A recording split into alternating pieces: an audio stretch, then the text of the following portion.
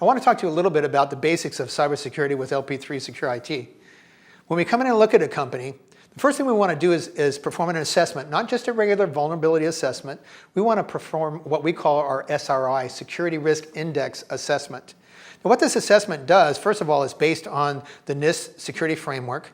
Some of you already know that LP3-SecurIT was actually involved in helping to shape that for President Obama before he released that. There were some workshops held, about 3 of them held throughout the country, some small workshops, and we had the opportunity to have several of our people in one of the workshops out here in California. So we felt pretty excited about that because it's a unique discriminator for us to help shape that framework that the President has now released. The other part of what we use is in the SANS 20. The SANS 20 is critical controls, and there are 20 critical controls. It kind of starts out with inventory your software and inventory your hardware, and goes on from there. It's just basic common sense things that you should put in place.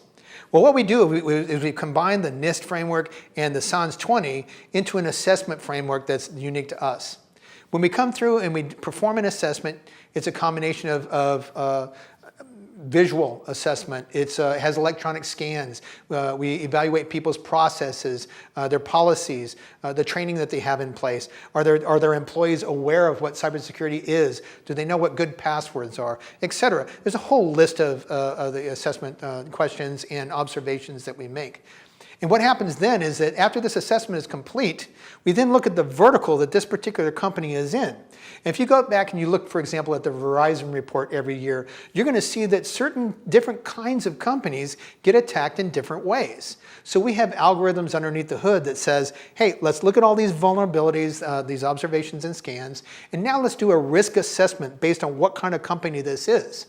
So we take that kind of data from Verizon report and others, and we say these are the kinds of attacks that companies like this experience throughout the year. So what it makes sense then, if there's a high probability of occurrence that someone's going to attack a company like this and the impact is high, you want to make sure you cover that. Probability of occurrence times the magnitude of the impact. That's what risk is. So if the probability is high and the impact is high, you want to make sure you really focus on that. That's a high risk. But if, for example, the probability is very, very low and the impact is moderate, that nobody really attacks companies like that in that particular way, then don't put a lot of money into that. So once we go through that risk assessment process, the vulnerability assessment, the scans, and then we do the risk assessment, we come up with a number, the Security Risk Index. So this is an index that says, is your company's risk high or low? So if it's high, it's going to be like a thermometer. It's going to go up toward 10. And if it's low, it's going to be down toward 0, where it's nice and green. And it's going to look good down toward blue.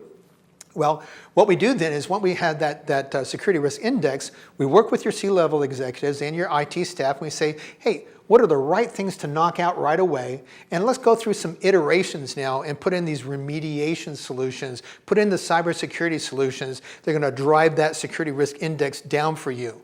So maybe you start out at an 8.5, and maybe after the first iteration that goes down to a 6, and maybe after the next iteration it goes down to a 4, and maybe after the next iteration it goes down to a 2.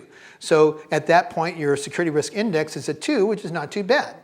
Now maybe at that point also it says, you know what, I've invested enough in my cybersecurity, I've demonstrated due care, I'm taking all the right steps to make sure that the information that's held within my company, and my client's data, my company's data is well protected. At that point, what you really want to do is transition that residual risk to cyber insurance. And so cyber insurance is probably one of the fastest growing financial vehicles here in the United States for a reason. Because you're liable for that breach. And so now the insurance companies have understood that. Risks like other risks are being addressed by the insurance companies, and cyber insurance is a way to transition that risk. So we perform an assessment, we establish a baseline, and from that baseline, once we get you into a position like that, we then do something called continuous monitoring. What continuous monitoring is all about is compliance, vulnerability, and configuration monitoring. And what that means is that we've set that baseline. We know what your cybersecurity looks like.